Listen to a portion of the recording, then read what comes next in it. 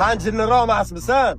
Mulla aka, tochkangizni yoqib turing, Moskvaga birinchi marta kelib turibman. SIM karta sotib ola olmayapman. Shunga boshimga otish shartmida? Yur ketdi, problemalarni hal qilib beraman. Musofirda qiynalib yurgan jigarlarimni 5 ta dardiga bitta joydan davo topib qo'ydim.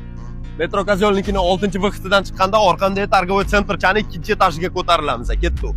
Jigarlar 2-etajga ko'tarilganinglarda mana biometriya, gosuslug, SNIS, T-bank bular hammasi absolyutno bepulga sizlarga beriladi. Просто o'zingizlar uchun 500 rublga SIM karta sotib olsanglar bo'ldi. Balki ulardan tashqari трудовой договорda ujimlaniya qilishga yordam berishadi. Yana ulardan tashqari pasport переводga ham yordam berishadi. Jigarlar adreslarni birinchi kommentariyada pin qilib qoldirib ketaman. Aeroport Jhukovskiydan to'g'ri mana shu metroga kelasizlar. Kelinglar, ishlarni bitirib ketinglar. Videoni maksimalniy darajada tanish bilishlarga, musofirda yurganlarga jo'natib, podдержка qilib, like, kommentariyani ayamanglar. Rahmat hammanglarga, sog' bo'ling.